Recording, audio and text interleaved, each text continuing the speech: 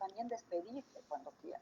Entonces, esa noción de libertad dentro del liberalismo tiene que ver con la circulación del capital y no con la expectativa de autonomía, independencia, realización, nada de eso, ¿no? El concepto mismo de ciudadanía, que es fundamental y se considera en Brasil un avance que los niños pasaron a ser ciudadanos, no era antes de 1990, es un concepto liberal vinculado a una lógica del derecho, a una lógica idealizada. Entonces, lo que yo quiero sublinear es que las prácticas judicializadas, ellas constituyen la mejor defensa del ciudadano libre y que ese ciudadano libre es la base, lo que sostiene el liberalismo. Y el liberalismo es un pensamiento, una perspectiva que fundamental o en la que se sostiene el capitalismo, que es un sistema que produce, más allá de cualquier cosa, desigualdad, ¿no? Entonces, la lógica del derecho se naturaliza, es muy buena, qué bueno, ahora tenemos derechos, somos sujetos de derechos, se naturaliza, convierte al sujeto, ¿quiénes son los sujetos? Los ciudadanos, los niños, los profesores, los delincuentes, ¿no? En un discurso verdadero.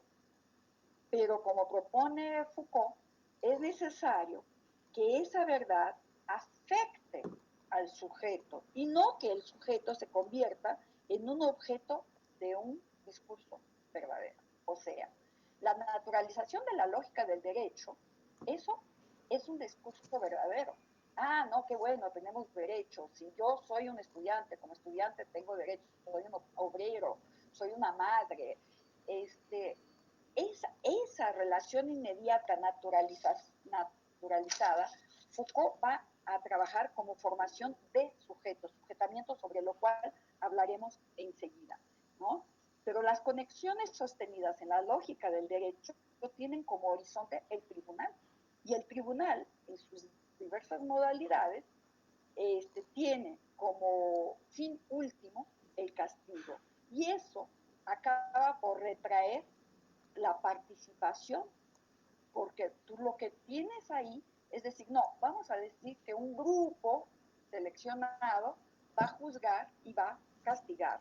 Y con eso, por esa práctica penal, se adopta el modelo de la subordinación de las relaciones, se subordinan las relaciones a dicotomías, legal, ilegal, verdadero, falso, orden, desorden, cierto, no es cierto, correcto, incorrecto, estructurado, desestructurado, inhibiendo todas las lógicas contenidas en las relaciones cotidianas que van mucho más allá de las reglas. O sea, cuando tú entras en un tribunal y se tiene que orientar por una ley, es algo que está decretado, que está dicho, que predefine las posibilidades de una relación. Dices, no, pero yo lo hice porque tenía esa idea.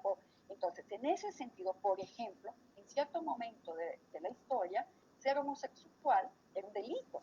A las mujeres se les quitarían los hijos si ellas fueran asumidas homosexuales. Los hombres que se declaraban no eran descubiertos homosexuales perdían la paternidad de sus hijos. O sea, tú tienes una norma que dice cómo tienes que ser.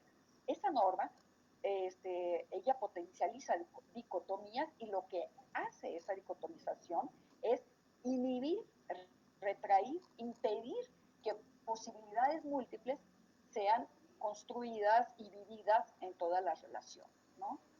Entonces, hay un antropólogo francés-americano que es como un alumno muy importante de Bourdieu, que se llama Didier Fassan, no sé si lo conocen. México es de los países que tiene más obras traducidas de él y está en la internet, y aquí en México hay algunos libros traducidos. Él habla de lo que llama un movimiento punitivo, ¿no? En el que el castigo pasa a ser la solución y el crimen, el problema a partir del siglo XIX. Dice Fassan. Entonces, cuando el castigo es la solución, lo que tú tienes como algo que sobre lo cual tenemos que pensar es que si el castigo es la solución, no vamos a pensar en lo que se define como un problema, por ejemplo, como lo que se define como un crimen. En Brasil nosotros teníamos un juez, Sergio Verani, que fue procesado, era un juez penal, y él fue procesado por sus colegas jueces penales porque decían que él castigaba poco, punía poco. ¿Y qué significaba eso? Cuando entraba un delito común a su sala, él buscaba entender por qué eso sucedió. Y la mayor parte de sus sentencias tenían que ver con las condiciones de vida de esa persona. Y eso no es la tradición del sistema judicial. Sus colegas le tenían odio y querían quitarle la toga, porque él no tenía la misma práctica que sus colegas también tenían. ¿Por qué? Porque él problematizaba lo que se definía como crimen.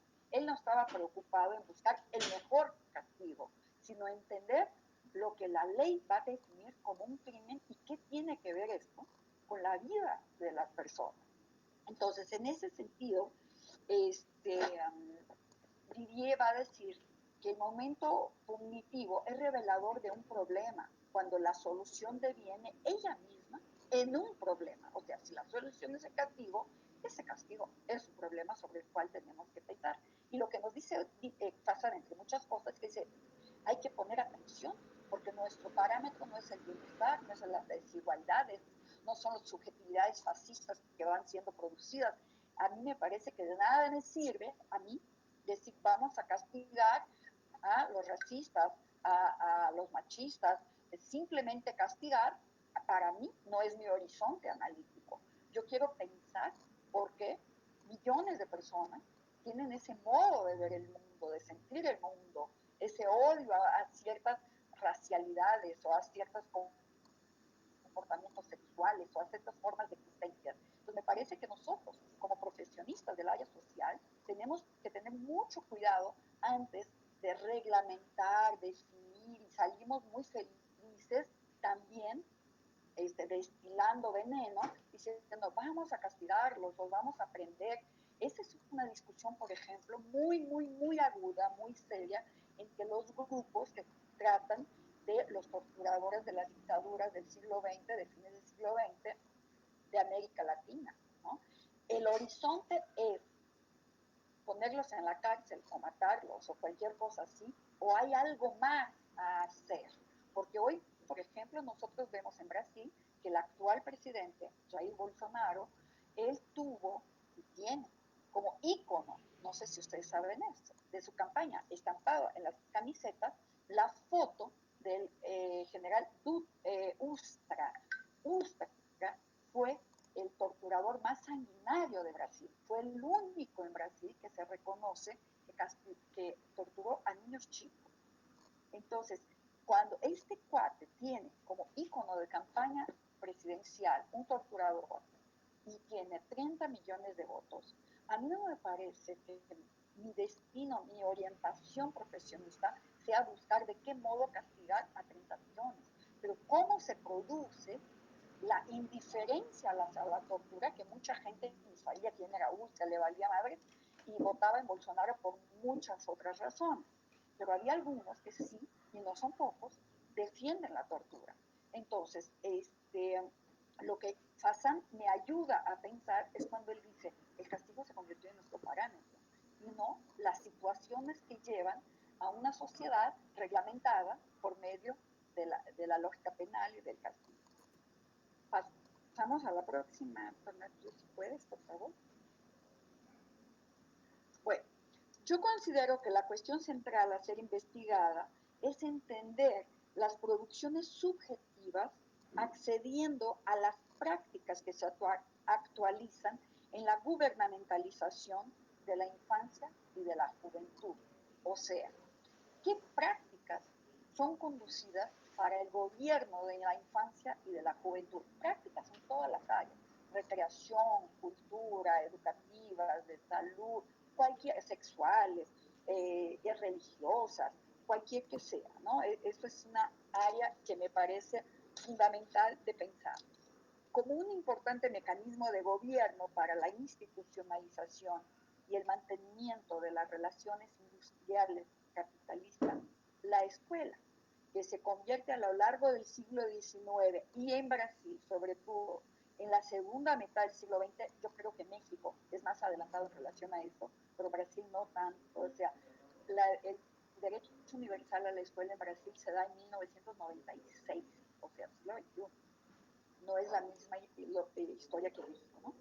En fin, la escuela ella es un mecanismo, yo decía, de gobierno central, institucionalizado, en la relación, es la relación pedagógica preponderante y también la escuela es atravesada por la lógica penal.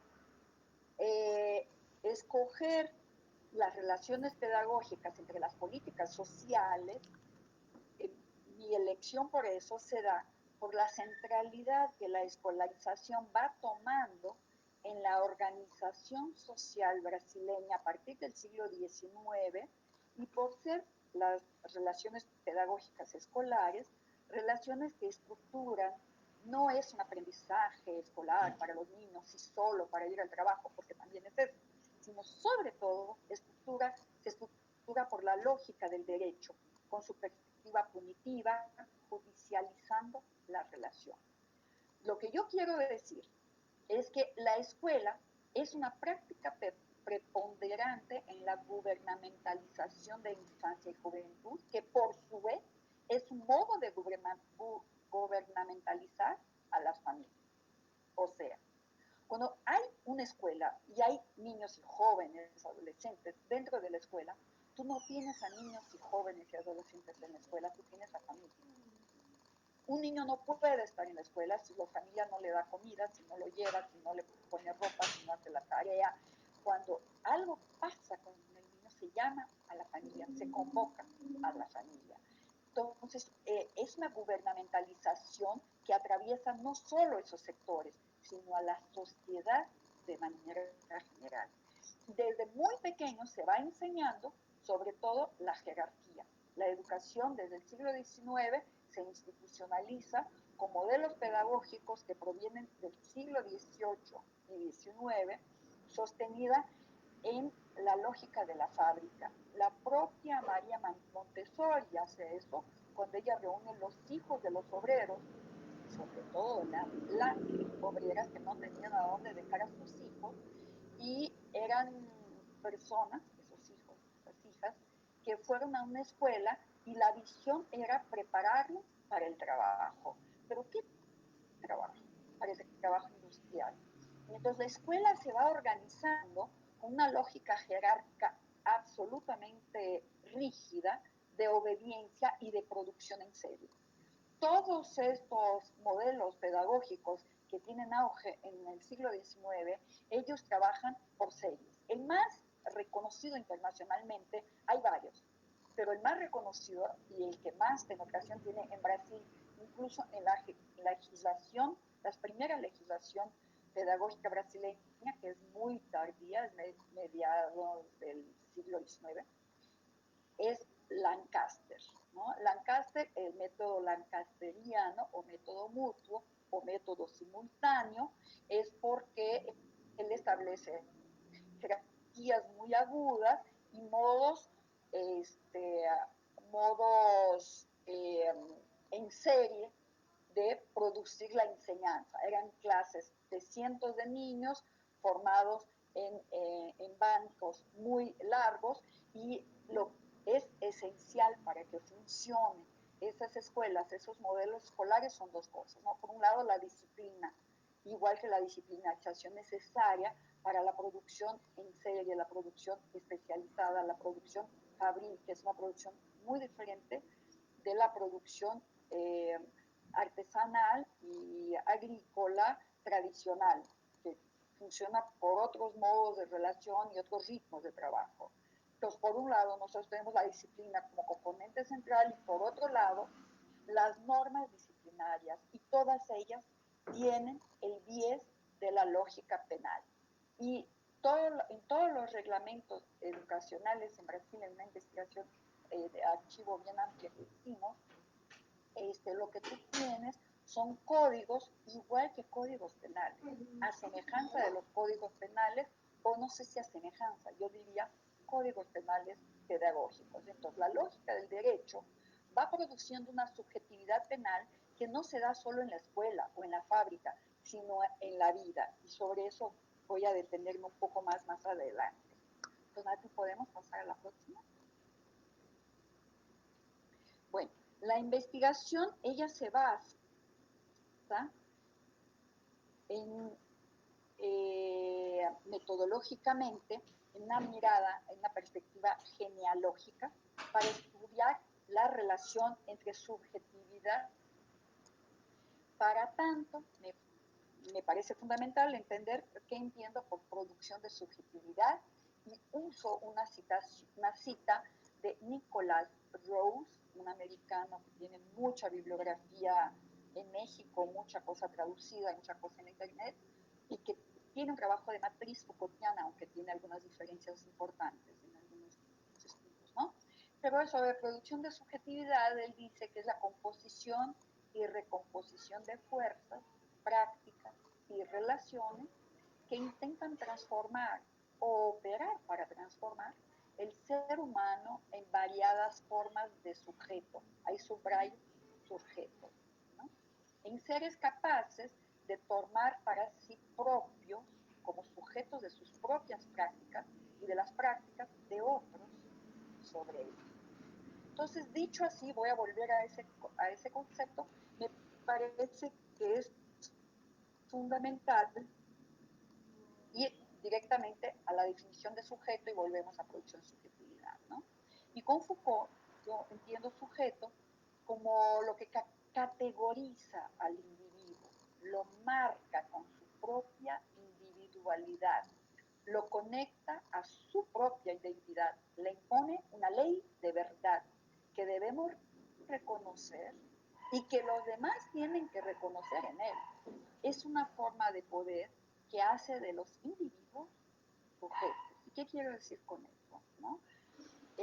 Cuando tú tienes una categorización al individuo, algo que no se divide, a lo indivisible, individuo, lo marca con su individualidad, o sea, pierde su referencia histórica.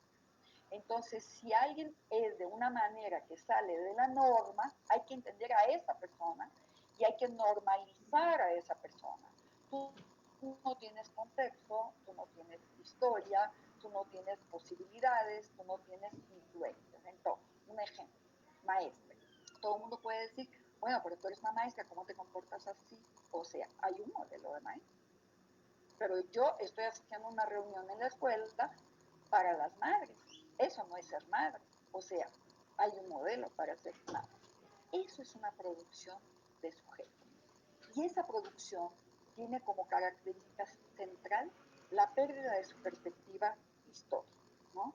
Es una relación que opera por la categorización, por la segmentación y que tiene como efectos políticos la mutilación y segregación de la diversidad.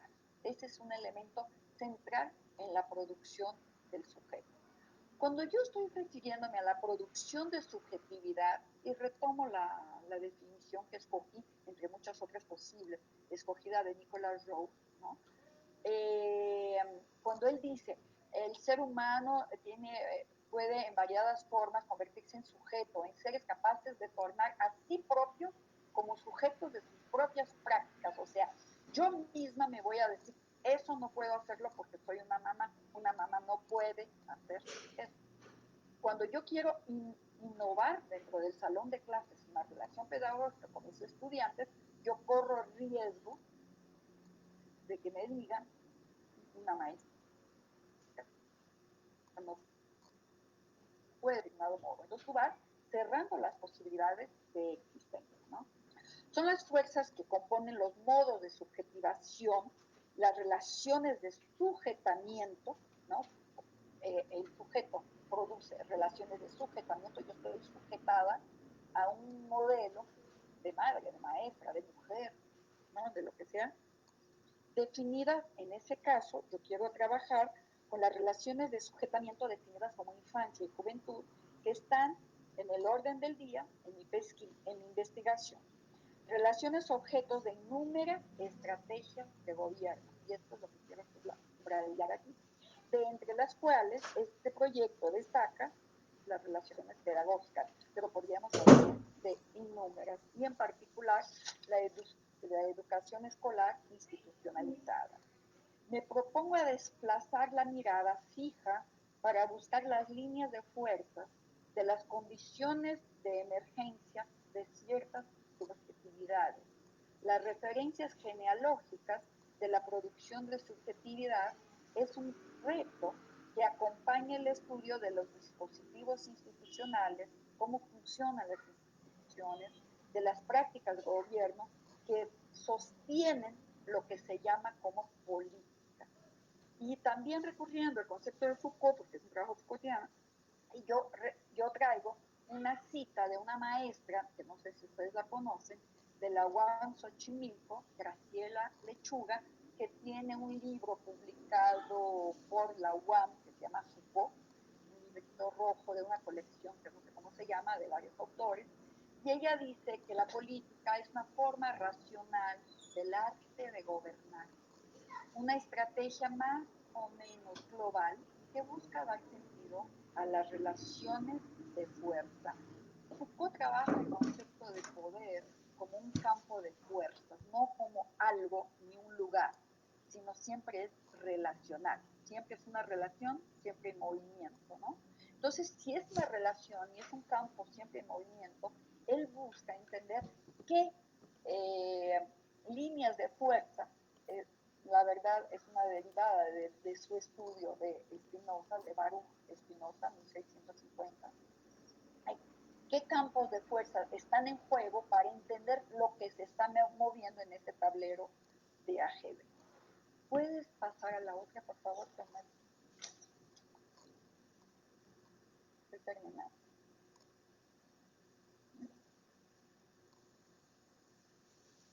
Para hacer análisis de las dimensiones históricas y conceptuales de la construcción de una investigación, Foucault propone la perspectiva genealógica, y yo he hablado de eso desde el principio, ¿no? Y él entiende la genealogía, y yo no puse ahí el concepto, pero como una forma de historia que busca conocer la constitución de los saberes. O sea, él no habla, yo quiero conocer los saberes, sino el proceso que produce cierta línea de pensamiento como una verdad, como un saber. La constitución de los discursos, de los dominios de los objetos, sin tener que referirse a un sujeto, sea trascendente o con relación a los acontecimientos. Ni Dios, ni el diablo, ni es porque mi jefe era así, es que esa maestra era muy nerviosa, la otra era muy generosa.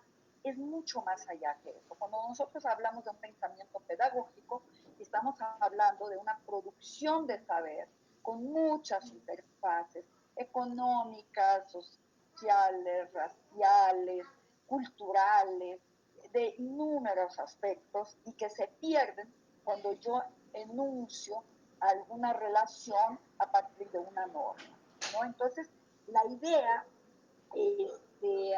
de la perspectiva genealógica es que no hay un punto de origen o una persona de origen, o sea, es que fulano hizo un decreto. Sí, podemos pensar en Juárez, las leyes de reforma. Bueno, Juárez no era un genio que de lo nada, o la luz, nadie lo descubrió, un día el cuate de Tatuco dijo, voy a hacer la luz, voy a descubrir la luz. No es así, ¿no? Tú tienes correlaciones políticas y propuestas y modos de funcionar, y si hay acontecimientos, hay flujos que eventualmente producen una situación muy específica. Pero Juárez es un hombre de su historia, es un hombre de su época, y de una época internacional, y con innumerables influencias.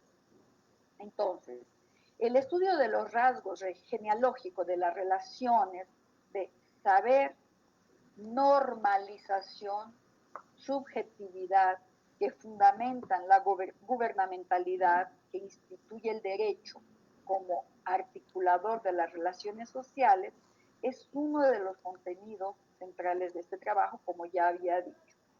una perspectiva de acuerdo con la cual el Poder Judicial fue producido históricamente como una herramienta fundamental, yo diría, imprescindible para la conservación del Estado, y no para la felicidad de nadie, sino para una fuerza política que se localiza y se centraliza en una estructura que se llama Estado, cuya cohesión no se da apenas por el uso de la fuerza, también por la fuerza y todos lo sabemos, pero sobre todo y antes de la fuerza, por la construcción de una subjetividad que entiende la vida social y la regulamentación punitiva como inherente, o sea, no hay vida social sin castigo, sin reglas. O sea, todo el pensamiento anarquista y todas las formas autogestivas que la historia nos ha traído, no las conocemos, se borran. Es fundamental tener reglas. Si tú no tienes reglas, todo el mundo se enoja. Y el otro día estaba en una discusión y se decía, no, porque había una colonia anarquista en Brasil, y se deshizo porque todo el mundo se peleó. Es decir, como si las formas de producción capitalistas fueran maravillosas. No es que no nos peleemos, es que somos coaccionados, es privado, te corren, no estás ahí, no tomas decisiones, no hay discusiones, tienes que someterte. Y esa es la idea, ¿no? Entonces,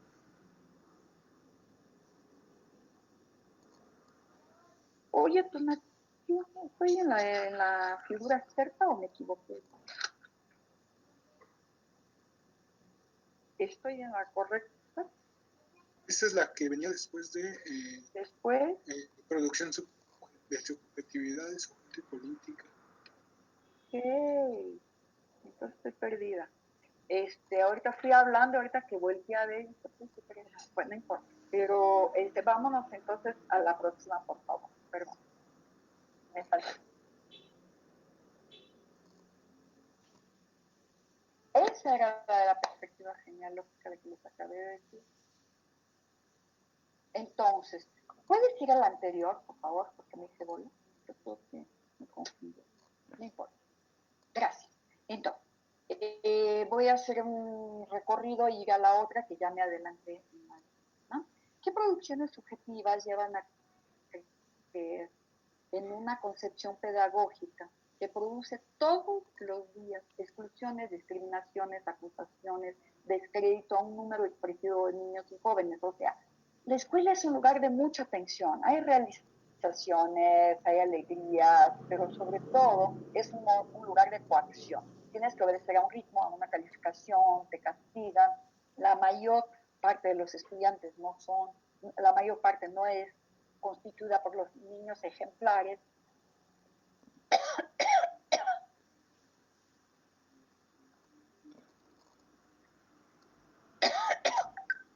¿Y qué es lo que nos hace creer que la escuela es algo tan fundamental, tan indispensable?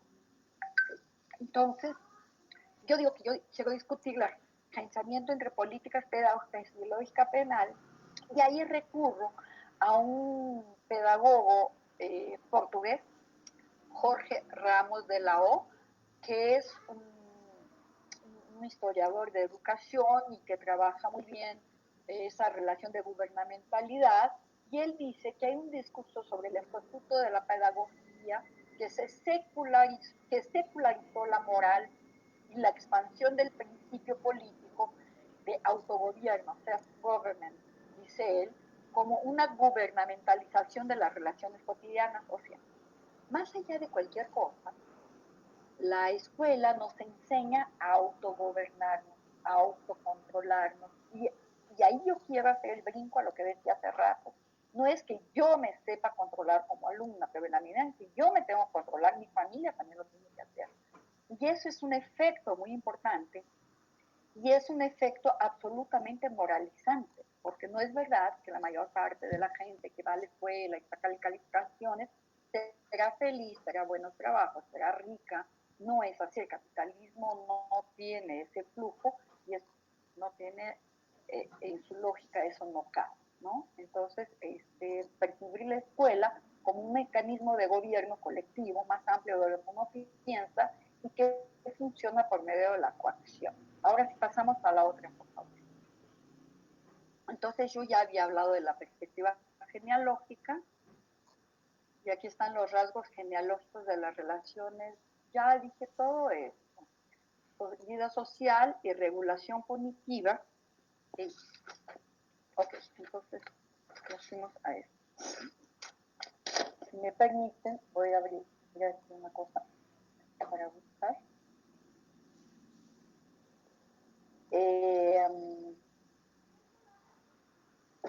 Ahora sí. Entonces, lo que yo quiero decir es que la lógica del Estado está sostenida en el orden jurídico que fundamenta la lucha por derechos y opera tanto en las burocracias públicas como en la vida privada. Ahí yo quisiera subrayar. Las políticas están presentes en todas las prácticas colectivas instituidas.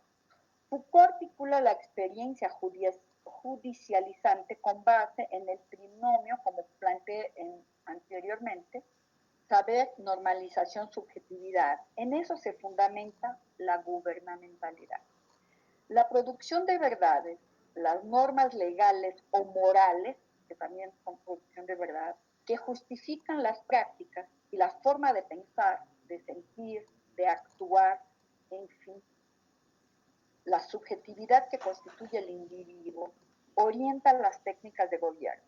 Son ellas las que tienen como efecto modos de subjetivación, por lo tanto, relaciones históricamente producidas distante de toda referencia esencializada. No hay esencia en la maternidad, no hay esencia en la sexualidad, no hay esencia en cómo es un joven, no hay esencia, hay historia, ¿no? Se distancia de la esencialización para entender los sujetos y los sujetamientos tales como, y ahí pongo ejemplos, mamá, papá, delincuente, niño, anormal, homosexual, ciudadano, sujeto de derecho, son todas producciones subjetivas. La lógica productivista en la formación del niño está dada por la dedicación familiar, en particular de la madre y la mujer, y de la escuela también. Una inversión en la formación humana de los futuros adultos para convertirlos más rentables en el mercado. ¿Cuánto? A la rentabilidad que gana una mamá que se dedica a sus hijos, ella es computada como una rentabilidad psíquica, expresado en la satisfacción que siente por su dedicación, por cumplir con su deber y por los frutos que irá a recoger. Perspectiva análoga, y ahí es donde me interesa trabajar, es transferida para la escuela. Y ahí Tonati y yo hablábamos de una cosa al inicio, que aquí se vincula un poco, que cuando son cuestionados los movimientos de paralización de los trabajadores de la escuela, ellos son entendidos, esos movimientos, como movimientos de pérdidas para los niños y sus familias, como si la educación escolar no sucediera bajo relaciones contractuales de trabajo, ¿no? Relaciones de trabajo y perspectivas capitalistas. Entonces, la hora que alguien hace una huelga o un paro o tiene alguna cuestión con la escuela, pobres niños tienen derecho a la educación. No se piensa qué condiciones de trabajo tiene esta gente. Es tan mal pagada, tan sacrificada, condiciones de trabajo terribles. No hay solo una manera de pensar. La subjetividad de ella es constituida por pensamientos y afectos que producen demandas. De acuerdo con la perspectiva genealógica, son las prácticas las que constituyen el sujeto. Y son estas prácticas las que deben ser investigadas. Son las prácticas que producen los sujetamientos. La esencialización de la maternidad o de la familia es tomada como un espacio sagrado, esencializado. La producción subjetiva, inversión en el niño y en el joven, determina, según esa producción subjetiva, que el suceso de ello, el éxito de esa gente, perdón, no estoy bebiendo agua, que su éxito depende del emprendimiento familiar medido por la dedicación privada. Y hoy estamos viendo esto en la pandemia. La situación de las familias. Las escuelas en línea están diciendo, aquí está la tarea, casi todas las familias te están diciendo que los niños no pueden hacer las tareas sin ayuda de los padres. Los padres o están trabajando en home office o fuera de la casa o no tienen condiciones de ayudar a sus hijos en muchas circunstancias, pero es un problema privado. Eso no se discute. No hay algo paralelo, preocupado, que hacemos con esas familias. Entonces, si el éxito depende de los recursos privados de la familia, el fracaso también. Como espacio político privado, la familia es cobrada por el control de sus miembros, siempre adhiriendo a la lógica jurídica en sus prácticas. O sea, la familia está totalmente atravesada por las lógicas jurídicas. Y voy a poner algunos ejemplos. Las parejas. Las parejas están sometidas a rígidas reglas maritales, ¿no? Es decir, si uno se separa, si uno se casa, todas las reglas están definidas. La relación con los hijos, también innumerables relaciones que van a decir en el Código Civil, en la ley de la familia, en la ley de la infancia, cómo es que tienen que ser las familias. Por ejemplo, en Brasil ahora legalmente los homosexuales pueden adoptar. ¿Por qué pueden? Porque la ley dice. Entonces esa relación no puede ser espontánea, ella depende del término de la ley. La relación de la familia extensa, por ejemplo, o con los más viejos. Hoy todo eso es reglamentado, o las herencias, ¿no? La reglamentación hereditaria. Entonces, toda la relación familiar, ella pasa también por una lógica jurídica muy explícita. Ahí está. Por un lado tienes la sacralización de la familia y de la escuela, pero son reforzadas por medio de contratos jurídicos. Hay mecanismos de gobierno en los que creemos, porque creemos en la ley, creemos en el castigo, creemos en el poder judicial, y una vez que la ley es definida, la seguimos porque creemos que es la mejor manera de organizarnos socialmente. Una perspectiva moralizante compone la relación legal porque se trata de la inversión en los bienes necesarios a la reproducción del capital, no solo en su dimensión técnica, sino también política. El tono amenazador de las relaciones sostenidas en contratos jurídicos es incorporado, abstraídas otras tantas significaciones posibles en un espacio-tiempo micropolítico. Y ahí les traigo una citación de Deleuze y Guattari en Mil Mesetas, que ellos dicen: los grandes espacios de un Estado son organismos diferenciados y jerarquizados que de un lado disponen del monopolio de un poder o de una función, de otro reparten localmente sus representantes. Tienen una relación especial con las familias porque se comunican con los extremos, el modelo familiar y el modelo estatal, y ellos mismos viven como grandes familias. O sea, tanto nosotros entendemos que la familia, que el Estado es fundamental, como el Estado no funciona sin esa organización familiar. Podemos pasar a la próxima. Muchas gracias. Y es la última. La lógica política, la razón de ser de un Estado, como dicho arriba, no es inherente apenas a las burocracias públicas y está presente también en los espacios de la vida privada, así como se percibe cierta lógica como de la vida privada en la organización política. Familia y escuela son estructuras que en el liberalismo pasan a ser centrales en favor del orden y de la garantía del buen funcionamiento del Estado, incluso en el caso de un Estado defensor de barbaridad. Y nosotros tenemos millones de ejemplos, pero podemos hablar de Estados Unidos cuando mandan a sus hijos, entre comillas, a la guerra. Hay un documental sobre no sé qué, de Michael Moore, no sé si es el Fahrenheit, uno de esos, que él está enfrente al legislativo y le dice a un senador: hola senador, va a luchar por la guerra y votar, algo así. El cuate le dice que sí, le dice: ay, su hijo va a la guerra, y el senador dice: adiós Michael. Claro que no va su hijo a la guerra.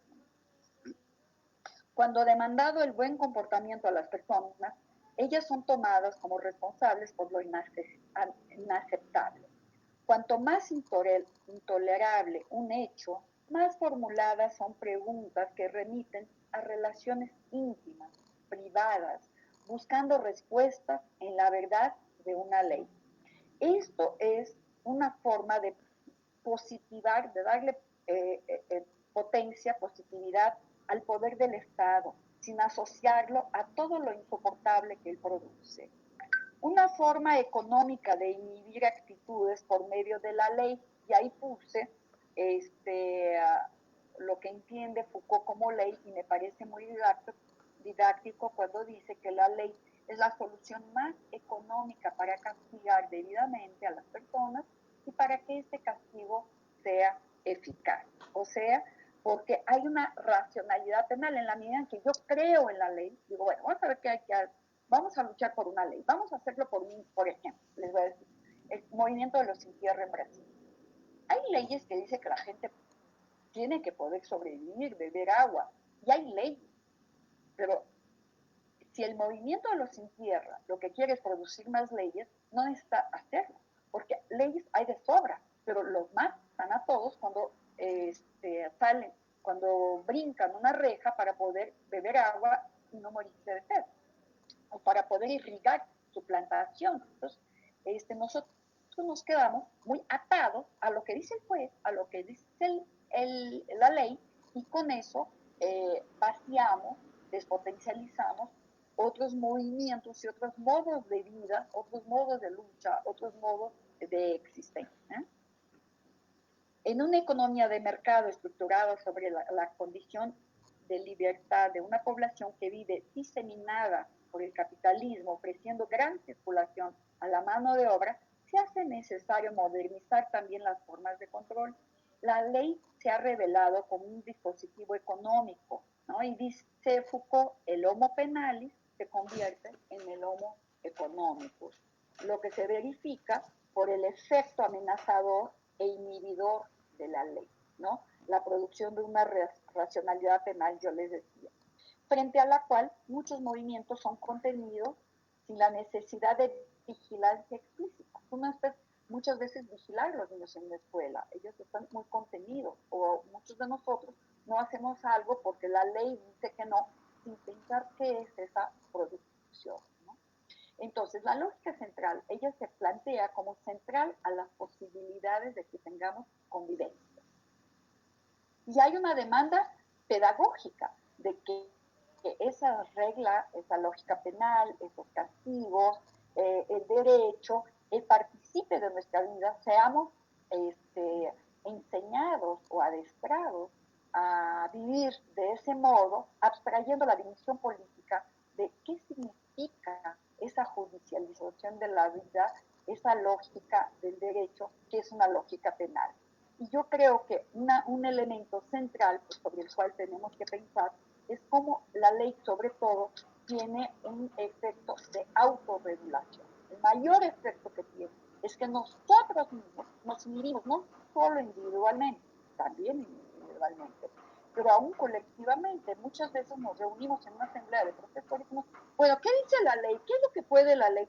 Bueno, pues la ley muchas veces dice lo que la policía de un Estado que no está interesado en negociar condiciones de trabajo o pedagógicas más creativas o más inclusivas para los estudiantes, por ejemplo. Ahorita nuestro gobernador está planteando leyes que nos obliguen a dar educación a distancia en la pandemia a mi universidad.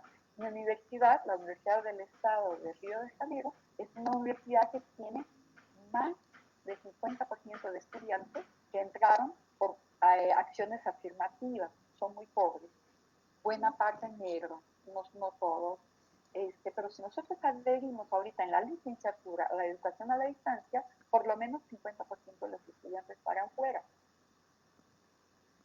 Entonces la ley dice cómo tenemos que hacer y muchos dicen, ay, es que la ley dice, ¿qué hacemos con eso? ¿Nos autorregulamos o pensamos otros modos de luchar? Bueno, fue eso, yo creo que pasas a la última. Donato, muchas gracias, ahí está mi email.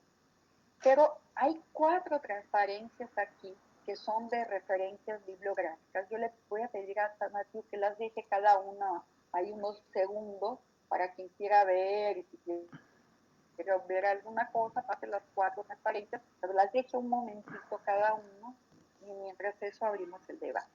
Muchas gracias.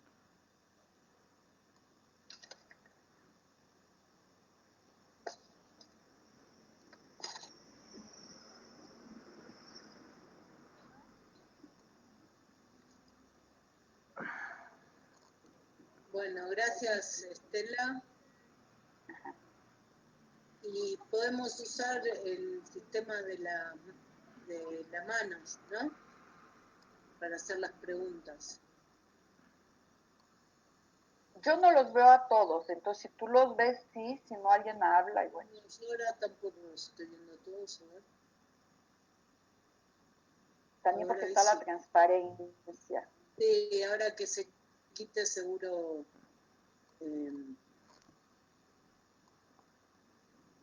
Ya la voy a quitar, igual si necesitan como referencias. Yo tengo esta copia y se las puedo mandar correo para que la tengan y cualquier cosa esté como a la mano. Gracias, Nadia. Ahí sí ya los veo. Así que bueno, si quieren usar o no sé, o prender sus videos, porque justo están todos apagados.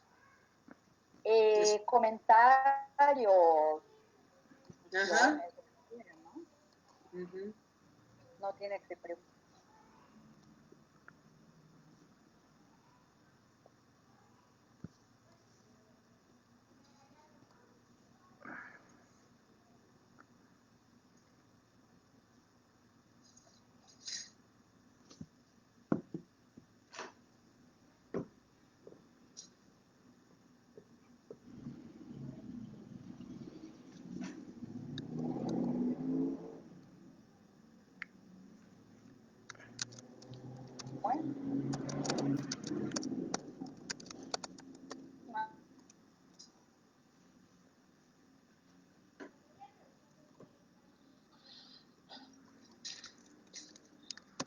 Bueno, y a mí me parece justo como hablábamos como al principio de esta reunión, me vino muy a la cabeza esto que comentó sobre la familia, ¿no?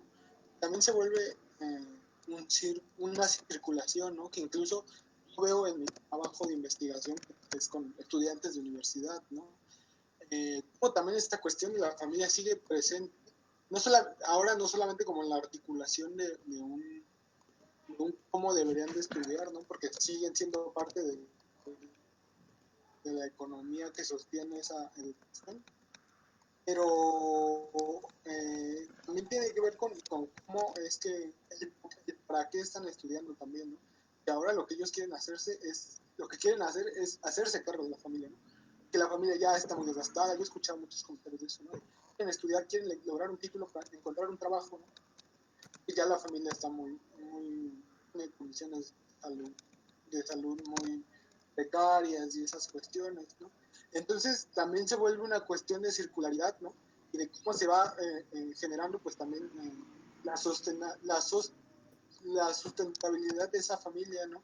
De cómo a partir de esto pues también vamos desarmando como todas estas otras cuestiones que deberían de estar ahí presentes, como el derecho a la salud, ¿no? O el derecho a un retiro, a una pensión, ¿no? A poder tener una mejor subvención social ya cuando llegues a una edad adulta, ¿no? Que no es algo que pase como en el grueso de la población, por lo menos en México, y me imagino que también en Latinoamérica, ¿no? Y me parece que alude también a esto, ¿no? Como a las formaciones que van teniendo los nuevos sujetos del capitalismo, ¿no? en toda esta forma de proceder ante dichos marcos de regulación y de producción capitalista.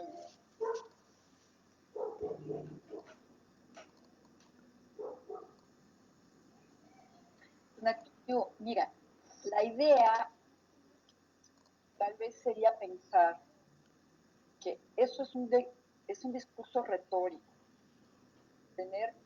y nosotros lo creemos en él, o sea, tener derecho a la jubilación, a seguridad social, a una alimentación, a una habitación, a una escuela.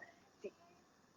Nosotros seguimos insistiendo en un ideario que es un ideario liberal construido desde el siglo XIX y que no existe como ideario, pero no existe como política social plausible. Cuando nosotros decimos vamos a luchar por una pensión adecuada y todos esos derechos, por los derechos a la salud. Nosotros estamos insistiendo que hay una estructura que se llama Estado que tendrá que funcionar de un cierto modo, para que cumpla con todo ese ideario liberal. Sucede que ese Estado, en nuestros casos, es un Estado burgués.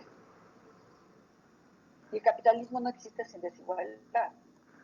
Y el Estado, como decía Marx, es un lugar, es un espacio político de relaciones con intereses específicos. Tú tienes pugnas de intereses. Pero el Estado capitalista defiende al capitalismo. Entonces tú puedes negociar más, negociar menos, tener gobiernos más cuidadosos o más atentos a ciertas áreas que a otras áreas, pero si hay unos que son más ladrones que otros, unos son más fascistas, matan más y torturan más que otros, sí, hay diferencias. No estoy diciendo que no haya diferencias, no lo estoy diciendo. Pero objetivamente, si tú agarras lo que consideres el mejor gobierno capitalista de algún país de América Latina, el que quieras no tiene que ser México. Si tú agarras esos gobiernos, tú estás discutiendo con una máquina de poder. Y mi problema no es explicarte lo que es el Estado porque eso lo sabes. El problema es que pensemos juntos cómo nosotros creemos en eso.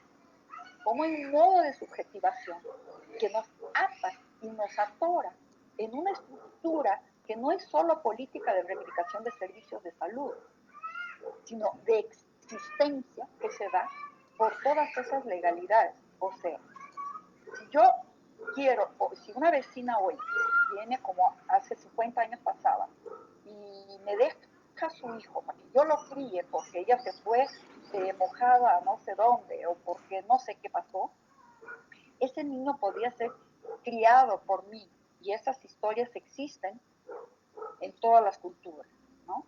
Y hoy todo el mundo celebra que quien define esto es la ley. Al mismo tiempo, hay muchas investigaciones que acompañan los procesos jurídicos en relación a los niños y la mayor parte de las familias no concuerda con el fallo del Poder Judicial y no concuerda sobre todo sobre el argumento de decir ellos no saben cómo es esa familia, no entienden los sentimientos, no acompañan nuestras vidas, no sabe lo que ha pasado. O sea, nosotros tenemos una idealización de una máquina como si fuera técnica, como que si fuera buena técnicamente y estudiara mucho, todo el mundo que está ahí funcionaría bien. Lo que está pasando es que nos fuimos destituyendo de todas las posibilidades espontáneas de existencia. Y yo también creo, junto con tu investigación, que lo que me espanta es que frente a ese desajuste de vida, a tanta coerción y tanta persecución a modos de existencia, que te puedo hablar de los homosexuales, transexuales, hasta el movimiento de los sin tierra o los indígenas, comunidades, en todos los niveles yo lo puedo hablar. Y la gente sigue creyendo que el problema es que la ley no es suficientemente buena o no es debidamente ejecutada.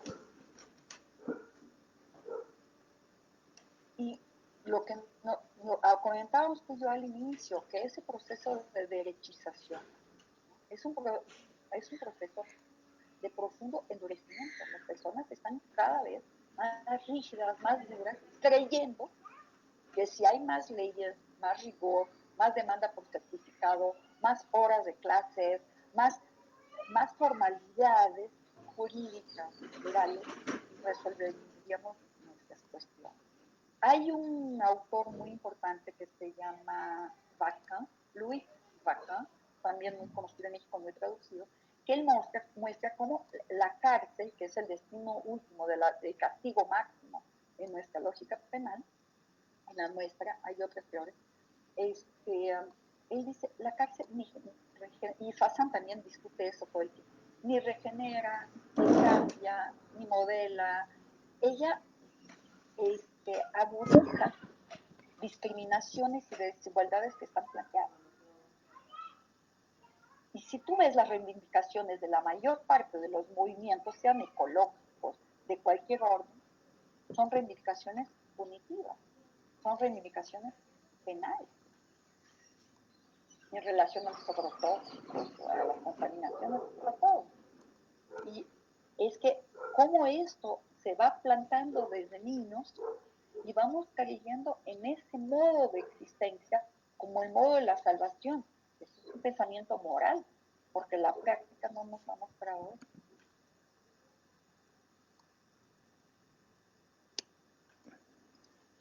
Estela, yo quería comentarte que me ha gustado mucho tu... Me ha gustado mucho tu plática. Erika. ¿Erika o Nicole? Erika. Ah, es que apareció en mi pantalla Nicole. Ok. Sí, Erika. Sí, sí, me gustó mucho tu plática, muchas gracias. Y quería preguntarte sobre cómo ves las resistencias a esta judicialización de, de la subjetividad. Por mi trayectoria de investigación, yo conozco algunos grupos en Estados Unidos que están justamente cuestionando el poder de las leyes sobre su propia subjetividad y sobre sus propias demandas, ¿no? Porque tiene como sus consecuencias. Dicen, nos hacemos amigos de los congresistas y quieren que nos hagamos amigos de los policías, y luego son los policías los que nos andan persiguiendo, ¿no? Entonces se vuelve todo un poco como de locura, porque en efecto puedes hacer trabajo con los congresistas y salir a la calle y te persiguen de todas formas. Entonces hay una serie de cosas que ocurren en términos de las situaciones de, de delimitación de sus luchas, y ya hay, dijéramos, algunos cuestionamientos, resistencia a la implementación de los derechos humanos solo a partir de la institucionalización, ¿no? De hecho, hay algunos, a mí me parece que hay algunos grupos que ya están hablando del ejercicio de derechos, independientemente de que si se aprobó en el Congreso, si le parece a cierto político, etcétera. Es decir, políticamente ellos también están queriendo ya asumir derechos, independientemente de qué es lo que pase con las leyes, ¿no? Y cómo empiezan a trabajar en esta micropolítica al interior de sus comunidades. Están cuestionando cada vez más las jerarquías, las relaciones de poder que se reproducen dentro de las propias comunidades, porque, o sea, también esta subjetivación no es que se dé individualizada, ¿no? Esta subjetivación se expresa y actúa dentro de las comunidades, y eso genera otras cosas, otros procesos de conceptualización entre ellos, incluso los debilita en su movilización social. Entonces, no sé si pudieras hablar un poquito más de esto, de cuáles son las repercusiones finalmente de que los movimientos sociales se den cuenta de esto. A mí me parece muy interesante. Sí, a mí me parece muy interesante, mira, entre los movimientos sociales podríamos tener con mayor visibilidad, bueno, depende del campo donde uno trabaja, pero yo tengo ecologistas o cuestiones de sexualidades o feminismo, cosas así, ¿no? Tú tienes un movimiento que es legalista, quiere ley, quiere derecho. Derecho es una relación jurídica, es una relación formal o jurídica, y tiene la relación penal. Eso está dado. Pero hay movimientos que no quieren eso, porque cuando tú tienes un movimiento que lucha por la lógica del derecho, está luchando por la lógica del Estado. Y es como tú decías, entonces tú tienes que ir al Congreso para aprobar una ley, y tú tienes que ir al Ejecutivo que garantiza la ley. ¿Y quién define cómo se garantiza la ley? Entonces te voy a poner un ejemplo así muy sencillo, Y nosotros en 2016-17 vivimos en mi universidad, en el estado de Río de Janeiro, los funcionarios del estado, no de la ciudad ni federales, nosotros vivimos meses sin salario, nos quitaron los salarios. A los jubilados, esto es la peor desgracia, y a todos los empleados que no fueran de la policía, del Poder Judicial o de los grandes cargos del gobierno del estado. O sea, los que más ganan, seguían ganando. Y nosotros nos fuimos quedando sin salario, llegamos a estar 5 meses sin salario. Entonces, fue más o menos un año y medio, un año y pico, que quedamos, nos pagaban 2 meses, luego ya nos pagaban más, un lío, y hacíamos manifestaciones. Y lo interesante es que hacíamos manifestaciones porque estábamos trabajando y no teníamos salario, y hasta que tuvimos que entrar en huelga porque no teníamos ni dinero para el camión, ni para comer, había situaciones terribles por todos lados, imagínense lo que es eso. Pero íbamos a las manifestaciones y la policía nos golpeaba, porque la policía también es del Estado y es pagada por el Estado, y ellos estaban ganando, les mandaban pegarnos, pues nos pegaban. Entonces estábamos en la lógica del Estado.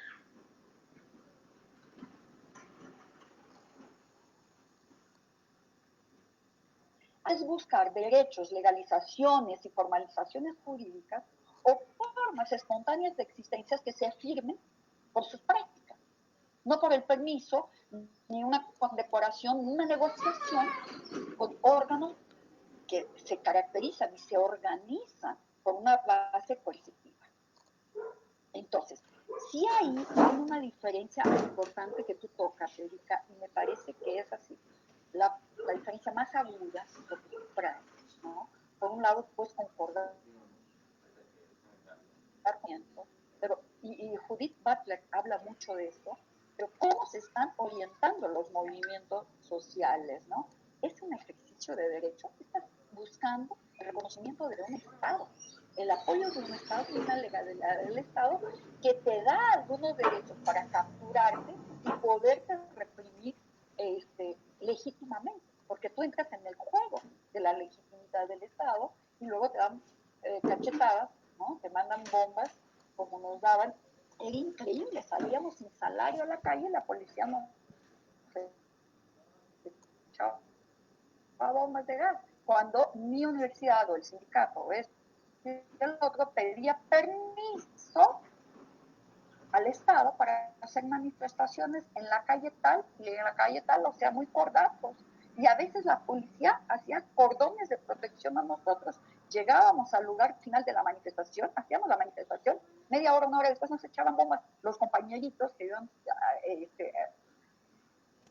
controlando, o sea, insoportable. O salimos de esa lógica y afirmamos otros modos de existencia y de lucha, o estamos subordinados a lógicas que producen desigualdad, que lo producen por medio de violencia. Y violencia no es solo que nos pegue la policía, toda la legislación es lo que define lo que es un salario de un profesor, lo que define lo que es un auxilio.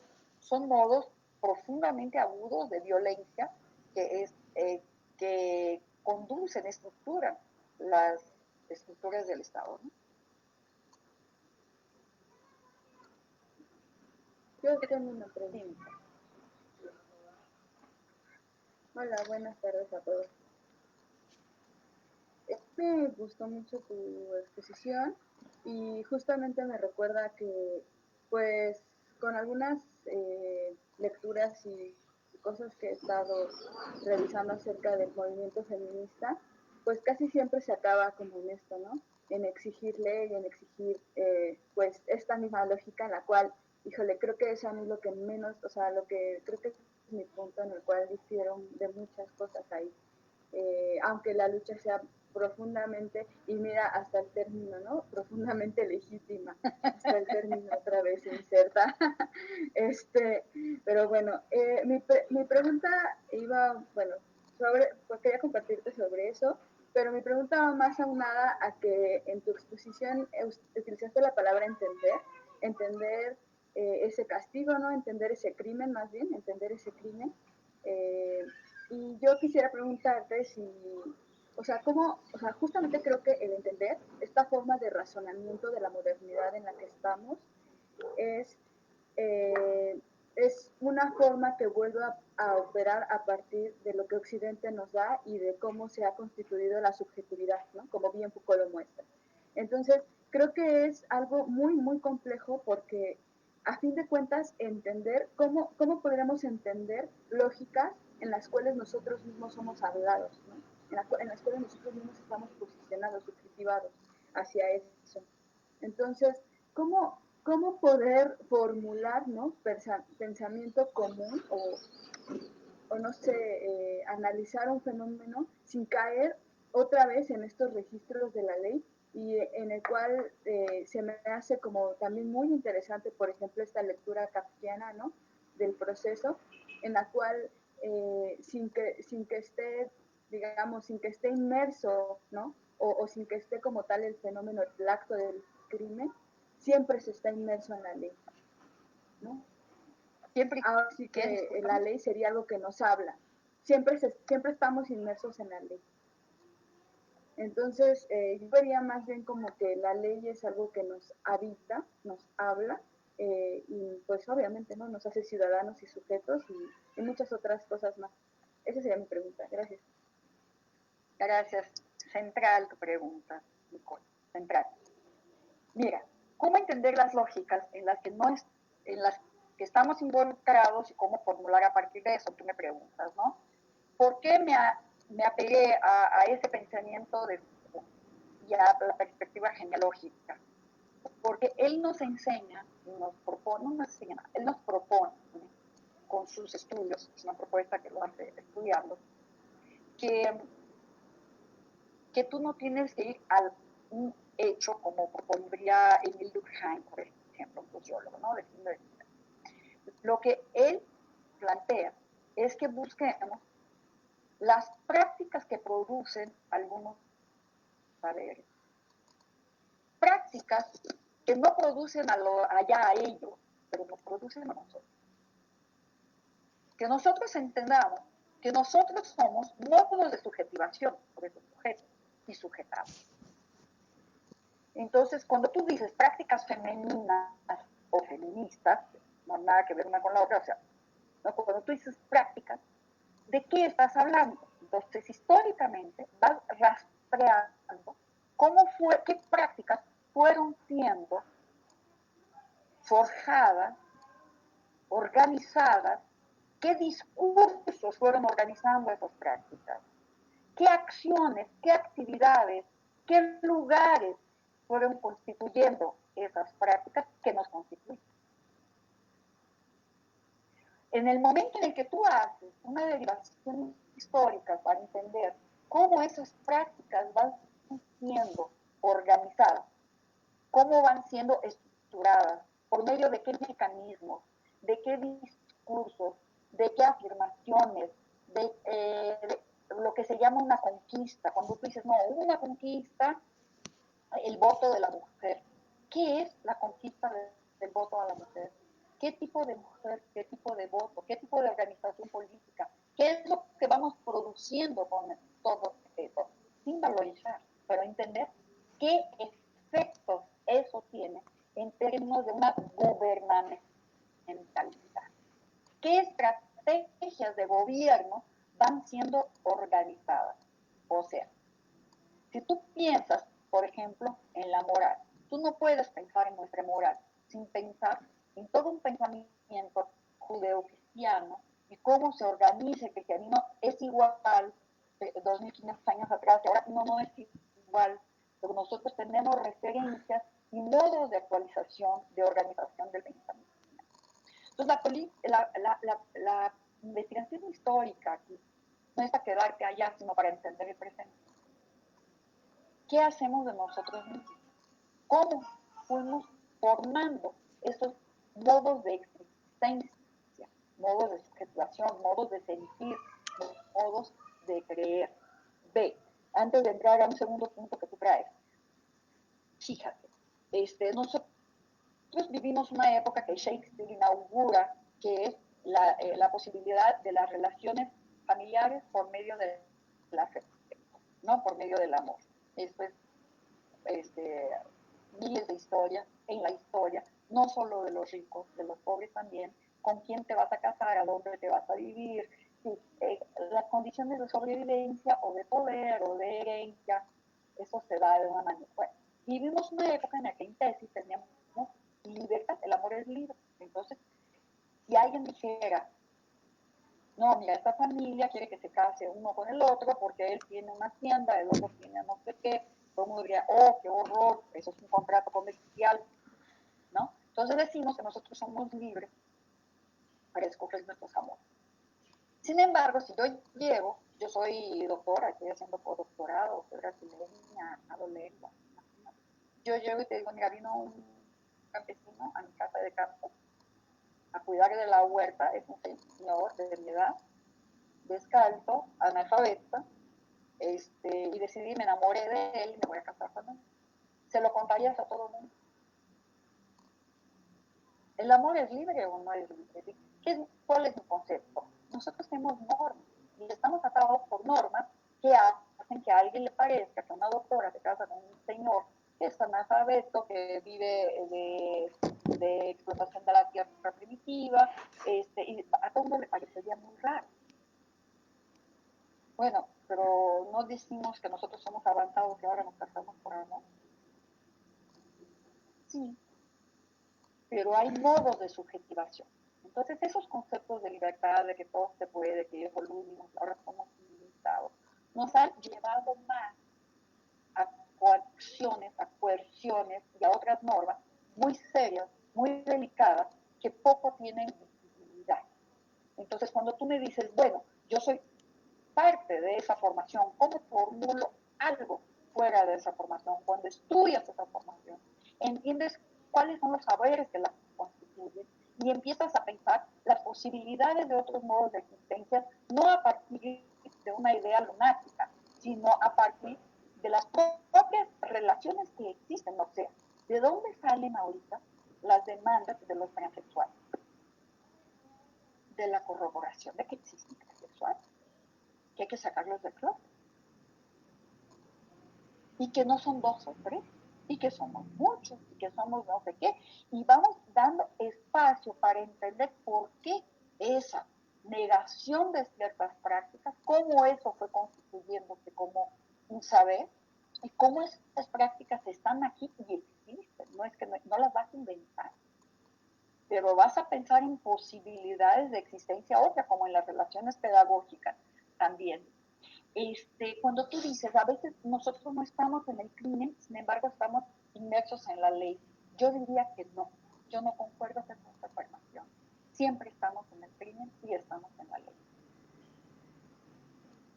La ley ella es propuesta como universal, aunque ella sea formulada por algún grupo, ejecutada por un cierto grupo y destinada a un cierto grupo. Entra a la cárcel y lo vas a ver, ¿verdad?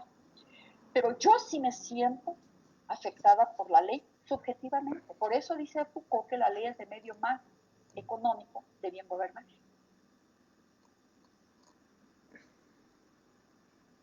Porque yo sé que ella existe y que existe una regla y por la subjetividad penal que me constituye, yo creo, obedezco, me someto, alimento, defiendo la ley, aunque yo quiera el cambio de la ley. Ah, pero hay que cambiarla. Pero quiero una ley. Por ejemplo, voy a poner un ejemplo, las bodas, el matrimonio homosexual. En la década de 60, cuando abre el movimiento de 68 y abre mucho la cosa de la sexualidad, ¿cuál era la demanda? Lo que se llamaba amor libre, o sea, sexo libre, no era amor, era sexo. Entonces, la posibilidad de que las mujeres tuvieran sexo antes del casamiento, que los jóvenes, hombres, que quisieran tener relaciones sexuales, heterosexuales, no tuvieran que ir al putero, que pudieran tener con sus parejas, que no hubiera que esconder esto, que las homosexualidades fueran posibles, que las relaciones sexuales colectivas fueran posibles. En la década de 60, 70, eso significaba la revolución sexual. Hoy lo que tenemos es la demanda para que todo el mundo se case de acuerdo con la ley, vestido de blanco. Entonces nosotros tenemos, por ejemplo, los matrimonios en Río de Janeiro, en Brasil, homosexuales, y hay algunos que son colectivos, otros no, son individuales, pero el Estado paga y unos colectivos. Y entonces va todo el mundo vestida de novia. ¿Qué es el vestido de novia? es una mujer de blanco, con velo y guirnalda. Es la pureza de la mujer que era virgen. Entonces, tanta lucha sexual para que ahora un juez me diga si me puedo acostar con alguien o no, si me puedo acostar con alguien o no, y para que yo haga un teatro de que yo soy pura, ¿no? Un homosexual, porque los mitos son esos. Pongo otro ejemplo que ustedes no conocen, es algo brasileño. Yo estudié en México, estudié en la UNAM y fui maestra después de la UAM. Yo cuando llegué a Brasil a ser maestra de la universidad casi me morí del corazón. Allí en Brasil, yo no sé si aquí regredimos a esto, pero no sé. Cuando en Brasil un licenciado se gradúa de cualquier cosa, de derecho, de pedagogía, de sociología, de medicina, cualquier cosa, el momento más importante, aún los más pobres, juntan, igual que juntan dinero para la boda, usted es muy pobre, no sé qué, juntan dinero para la graduación. Y la graduación pues, sucede como en las películas gringas, aquellas cosas que tiran por arriba, pero la gente alquila el vestido, eso que los gringos sacan en la tele, y yo en la UNAM nunca lo había visto, nunca lo había visto. Esas, ¿cómo se llaman? En Brasil se llaman becas, aquí no sé cómo se llaman, que hablan de la pedagogía más atrasada, más retrógrada, más elitista, más jerarquizada que hay. Entonces las niñas que no tienen dinero y estudian pedagogía y me la paso todo el curso viendo de qué manera, ahora hay internet, pero antes no, entonces cómo sacar fotocopias, cómo conseguir libros, cómo hacer prácticas de campo en Brasil, el transporte público es carísimo en casi todas las ciudades. No tienen idea de lo que les estoy hablando. Entonces es común que un estudiante no puede ir a la escuela porque no tiene dinero para el camión. Esto es absolutamente común. De veras es muy, muy, muy caro. Entonces ellos a veces no van porque no tienen dinero, pero pagar el alquiler de aquella pose, de aquella ceremonia, es muy importante. Y también es importante en la pedagogía de una universidad pública que intenta enseñar otros modos pedagógicos y se disfrazan de lo que hay de más conservador, excluyente, o sea, de una política pedagógica que si se ejecuta como dice el disfraz, como se representa en ese vestido que ellos usan, esas personas no estarían en la universidad. Ellas están en la universidad porque esos hábitos, esas ropas, las rasgamos, las rompimos, metafóricamente. Y entonces abrimos la universidad para otras concepciones y otras relaciones. Y a la hora de graduarte, así como la novia de blanco, o el novio de blanco, homosexual o heterosexual o trans, o no me importa qué, yo estoy buscando una forma de legalidad, de legitimidad y de encuadramiento del Estado. Porque ¿qué es nuestro matrimonio de papel pasado? Es un contrato con el Estado.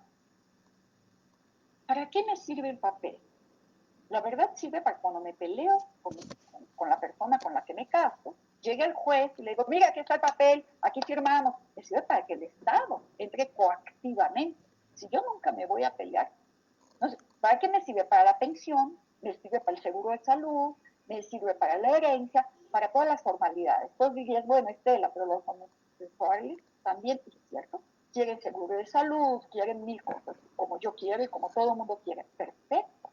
Ve y firma el pinche papel. Pero no es eso.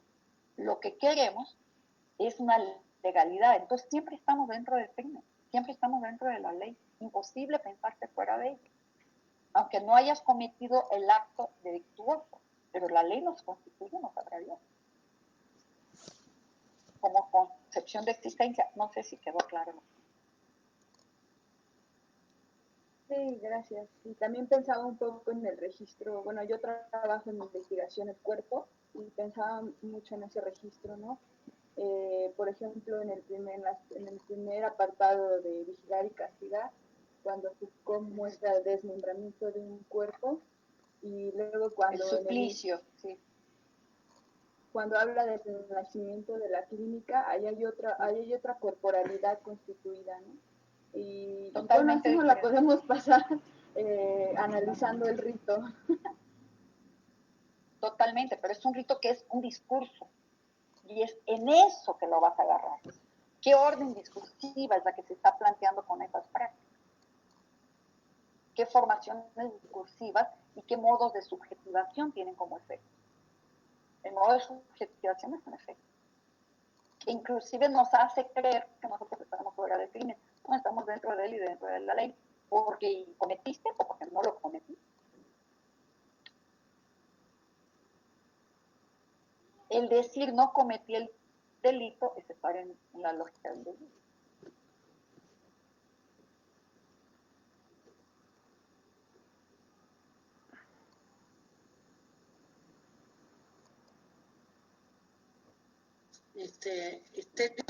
Bueno, una reflexión y una pregunta.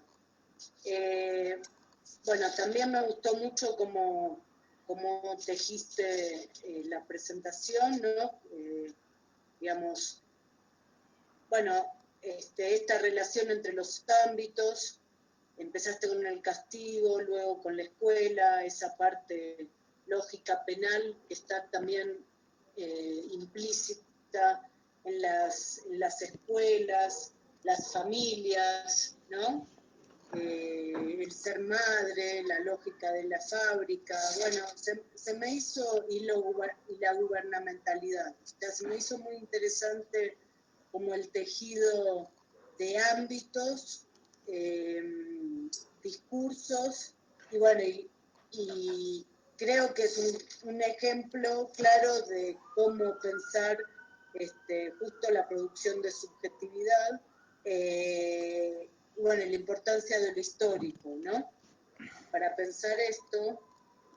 Y yo pensaba, bueno, en dos cosas. Una, cuando que se me hizo interesante esto del que el castigo es el parámetro. ¿Qué tanto se castiga, más cómo o por qué se castiga, ¿no? La cuestión de lo punitivo. Y bueno, y claro que eso está también presente en las escuelas, ¿no? Eso se me hizo interesante. Bueno, no sé si como amenaza o con un poco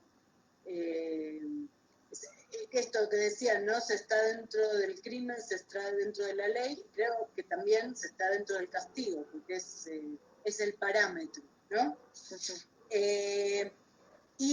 Y un poco, bueno, esto lo repetiste varias veces, la ley dice, ¿no? Entonces un poco lo que dice la ley va circunscribiendo un poco de manera ya muy incorporada de lo posible y lo no posible, ¿no? Los valores, expectativas, qué sería ser una buena madre, una mala madre, ¿no? O sea, abandonar no sería posible, digamos. No, y pensaba, bueno, un poco que creo que es el comentario que hiciste al final. Yo pienso que en realidad es como una ida y vuelta, más allá de entre prácticas y leyes, o entre conquistas que se pueden expresar en términos de derechos con los problemas que eso pudiera suscitar, y la ley. O sea, yo lo pensaría como en una correlación, donde muchas veces la ley puede ser expresión de esas otras conquistas. Después se arman estos líos de, bueno, de ya tu conquista se traduce en términos de derechos, y bueno, ya estás en otra lógica, ¿no? Que un poco hay un autor, no sé si Arditi, que es un paraguayo que vive en México hace mucho tiempo, que está en la UNAM, y él, bueno, habla de la política de la identidad, y bueno, y cómo aquellos grupos o identidades que salían de lo normal luchan por el reconocimiento, y bueno, y varios autores creo que el reconocimiento lo expresan en términos, en principio, o sea, o una expresión importante del reconocimiento es la ley, pero bueno, ahí se reeditan lógicas de lo que un poco denunciaban, ¿no? O sea, normalizada cierta identidad y expresada un cierto derecho, bueno, que creo un poco es también las críticas que se le hacen a los grupos feministas, ¿no? Que en muchas ocasiones reproducen lo que critican o lo que les dio un sentido de ser. Pero cuando tú dices, o sea, mi pregunta es la siguiente, cuando tú dices, bueno, porque la ley dice, pero yo digo, ¿sería eso? O sea, que es una combinación de prácticas, luchas, y un poco lo que decía Erika, la parte también de las resistencias y de la ley. ¿No lo verías así? Digamos, también toda la parte más, si se quiere, de imaginación colectiva también. No sé si se entendió la pregunta. Sí, mira, O el quería comentario, aclararme perdón. de algo así. Haz de cuenta, hay leyes que nadie las cumple y nos damos carcajadas porque hacemos lo que queremos, si no las cumplimos, no nos importa la ley. Eso pasa, por un lado, con la gente muy poderosa, pero sí aplica la ley para los demás. Pero podemos pensar en experiencias, por ejemplo, el consumo de drogas. Es un buen ejemplo, ¿no? Si tú agarras un estudio sobre drogas, sobre consumo de lo que se llama entorpecente, vamos a decirlo de este modo, que es el modo genérico, porque droga también es la droguería, ¿no? Es la farmacia. Entonces en Brasil todo el mundo se muere de la risa porque en portugués puedes decir medicina, se dice remedio, o droga. Entonces droguería es donde venden las medicinas. Entonces en las farmacias dice drogaría, se llama. Y es una corporación farmacéutica muy importante, se llama Pacheco. Entonces cuando llegan los mexicanos se mueren en la risa porque está la drogaría Pacheco, que bueno, es todo completo, ya es el menú completo, ¿no? Comida corrida, entre de comida también. Pero bueno, porque la droga es algo que entra en tu organismo y produce efectos. Entonces una medicina es una droga, esto todo el mundo lo sabe. Entonces lo que produce viajes se llaman entorpecentes, efectivamente. Y se decide que algunas sustancias son ilegales. Entonces se decreta una ilegalidad. Como en la década del Al Capone, allá en los 20, en Estados Unidos del siglo XX, había la ilegalidad del whisky, de la bebida alcohólica. Eso se produce. Toda producción de ilegalidad se da porque alguien está ganando dinero. Eso históricamente.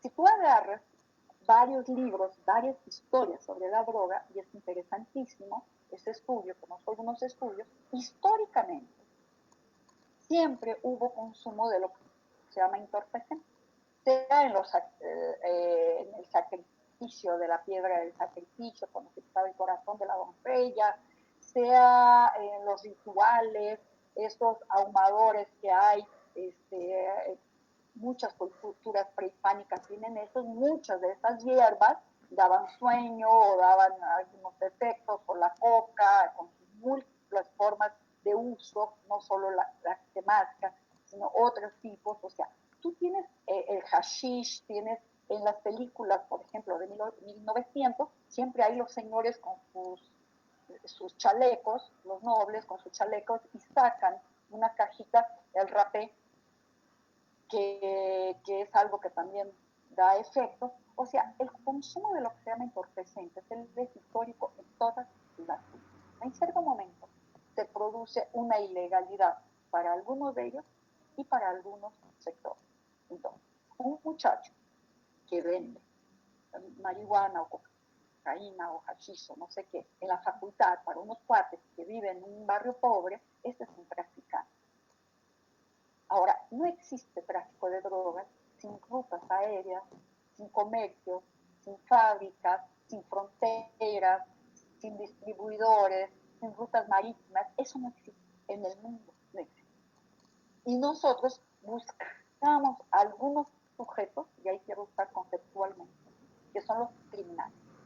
Lo que quiero decir es que la ilegalidad es una producción gubernamental, así como la legalidad. Si yo como feminista quiero legalizar el matrimonio gay o la posibilidad trans o las operaciones trans gratuitas en el servicio público o lo que quiera que yo quisiera legalizar. Yo estoy reconociendo que hay un poder del Estado y que define mi vida y que yo tengo que normalizarme.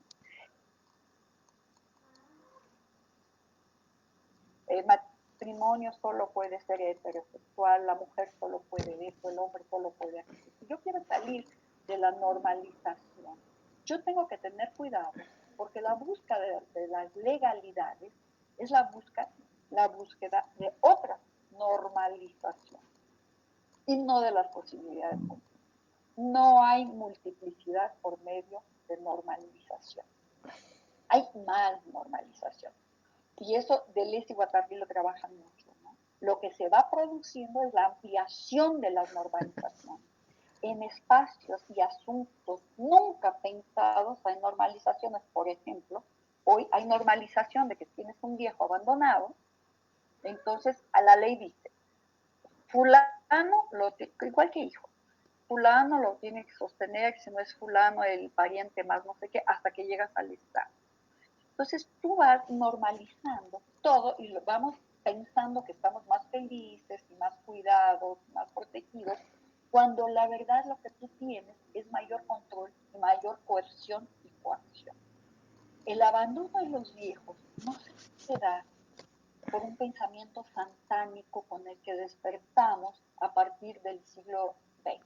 Se da por condiciones de vida y de trabajo, por condiciones de ingresos, por condiciones de vivienda, por lógicas de trabajo, por lógicas de existencia. Es muy difícil discutir, por ejemplo, el cuidado de los niños, de la llamada ahora, que es una nueva conceptualización, primera infancia, pero los niños bebés chiquitos, la discusión si deben de ir a guarderías o no deben, si te gusta o no te gusta, y el tipo de educación, ella no está destituida de todas las relaciones de trabajo, de los modos de existencia, de los recursos. Por ejemplo, buena parte de los niños pobres que fueron a la escuela acabaron yendo a la escuela en Brasil en la entrada del siglo XIX, porque se convirtió en ley que se les tenía que dar merienda escolar. Y ahora con la pandemia hay niños que no comen porque comían en la escuela. Entonces, ¿de qué me sirve una pinche ley que diga que hay que dar merienda escolar si yo no trabajo con el agua? En las vacaciones es una tragedia. Y muchos niños no les gusta la escuela y no quieren estar ahí y no discutimos la pedagogía. Damos comida para que vaya. Entonces vamos normalizando todo y vamos evitando, vamos alejándonos más que evitando, vamos alejándonos de las discusiones centrales de nuestras existencias y brincamos de normalización en normalización. Entonces, si hay combinación de prácticas, luchas, yo luché por derechos de los niños, muchas significaciones hay. Yo luché por políticas afirmativas dentro de mi universidad para que negros y pobres pudieran ir a la universidad porque el examen de admisión es diferenciado para ellos, mi cuestión, pero la verdad me parece un horror las políticas afirmativas. ¿Por qué hay gente que tiene que tener un examen paralelo? Porque el nivel de... Primero, porque no hay acceso a la universidad libre. Esa es la primera cosa. Y la segunda cosa, porque los niveles educacionales son diferentes, son públicos o privados. Entonces yo tengo que trabajar con eso. No tengo que hacer un examen especial para los que no saben mucho. Para los que no tienen una educación básica con una calidad mínima. Yo tengo que luchar por más plazas en la universidad. Tengo que abrir cursos técnicos para que la gente no tenga que ir a la universidad para tener la pretensión de tener un trabajo. Porque a veces la gente no tiene interés en ir a la universidad y va por dos cosas. Una, por prestigio, porque eso se ha producido así. Y la segunda, porque hay empleos que a veces muy sencillos, pero necesitan el diploma de nivel superior. Yo una vez tuve un alumno en pedagogía que era un señor que tenía casi mi edad, él tenía en esa edad, era mayor que yo, porque yo tenía 50 y pocos años y él tenía 60, 60 y pocos, un abuelo. Y yo el señor le decía un día, ¿usted por qué está haciendo pedagogía? Dice, porque yo estoy en empleo, que si yo tengo el nivel superior, yo me jubilo con más dinero. Quien produjo eso es una estructura burocrática, no fue él no es un hijo de puta. Él no es un farsante, él es un señor que trabajó desde los 14 años y que quiere jubilarse con mejores condiciones, y la máquina de gobierno le exige ese papelito ridículo que no tiene efecto en su vida. Entonces son estructuras de gobierno que no sé si me sirve poner una ley que diga que todo el mundo que tenga universidad va a tener. En Brasil no sé así ahorita como esté, pero en Brasil si tú tienes nivel superior, universidad, en la cárcel no te quedas con todo el mundo. Hay un lugar reservado para los graduados, son tampoco los graduados de la cárcel, que es fácil hacer.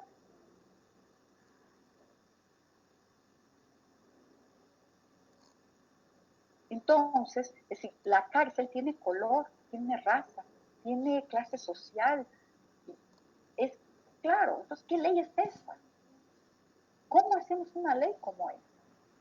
Ahora, voy a hacer una ley para que en la cárcel todo el mundo esté... Yo quiero demolir las clases. Yo trabajo con abolicionismo penal. Yo no creo en la cárcel. Son modos de normalización que acabamos creyendo. Por ejemplo, yo recibo muchos estudiantes que quieren ver la educación de los adolescentes en la cárcel. Yo quiero estudiantes que no quieran cárceles para los adolescentes. Yo no creo en una buena educación en la cárcel, sabiendo cómo funciona la cárcel de los adolescentes y qué tipo de adolescentes está ahí, cómo los tratan. No es que no crea que sea importante actividades pedagógicas o culturales, pero eso es como la cereza del pastel.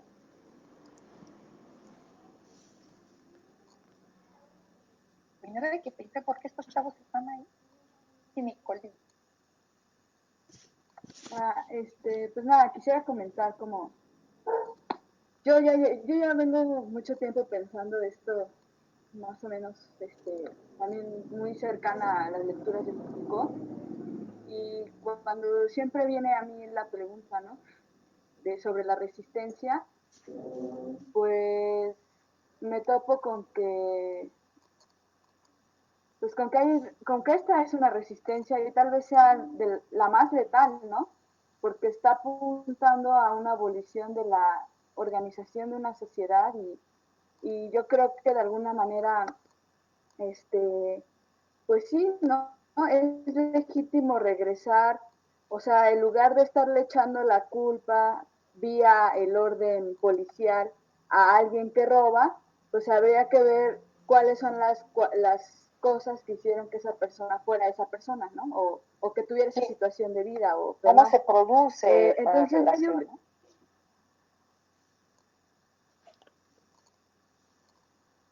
Trabajó muy bien, ¿no? eh, eh, eh, Oigan, ustedes están y pues yo creo oyendo, que el tema yo no te estoy oyendo bien ahorita, ustedes la están oyendo bien los demás. ya, Ahorita mejoró, a ver. ajá, No. a ver, ya quité mis que decía que ahí está la verdadera resistencia, ¿no? Pues ahí Se congeló de nuevo. Se va la voz, ¿no? Me da la impresión. Nicole, se fue la voz. A ver si vuelves o si, no sé ni si está acá. Creo que cayó, ¿no? Sí, no sé, yo no la veo. A ver. No la veo. La sacó de plano, justo cuando... Sí. La pregunta por la resistencia. Sí, pero no entendí lo que quería decir. ¿Ustedes, alguien consiguió oír un poquito más? Yo lo que llegué a escuchar, lo que yo entendí en relación al, bueno, si ella viene, o si alguien quiere también acotar, que el abolicionismo, o sea, cuando dijiste lo del abolicionismo, que ella creía que sí, la salida tenía que ser así, como más radical, porque pocos se preguntan sobre por qué alguien llega a la cárcel, digamos. Eso es lo que yo entendí, ¿no?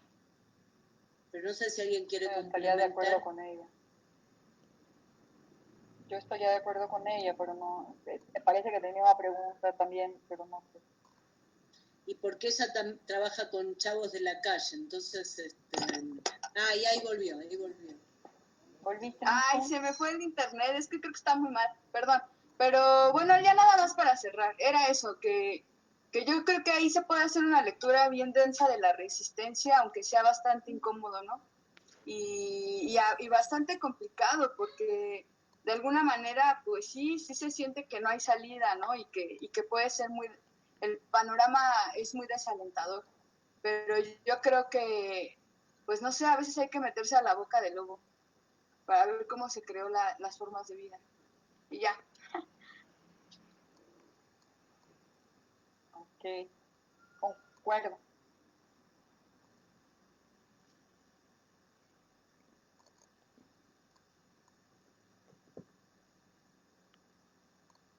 Bueno, no sé si hay algo más, si alguien quisiera hacer algún comentario, si cerramos. Valeria.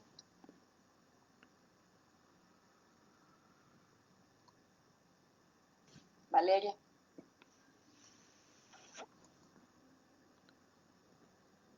Perdón, sí, Estela, hace mucho me No, Perdón. No, si alguien quisiera hacer algún comentario o algo más, si no, pues yo creo que cerramos. Ya vamos cerrando, sí. Y el lunes nos vemos con otro tema bien diferente. Exacto. Bueno, sí se extendió, ¿eh? Pero bueno, súper interesante. Y los comentarios tuyos a partir de las preguntas son súper interesantes.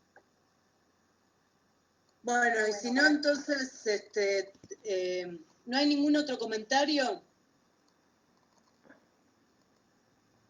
Bueno, entonces, si les parece, seguimos el lunes que viene de nuevo a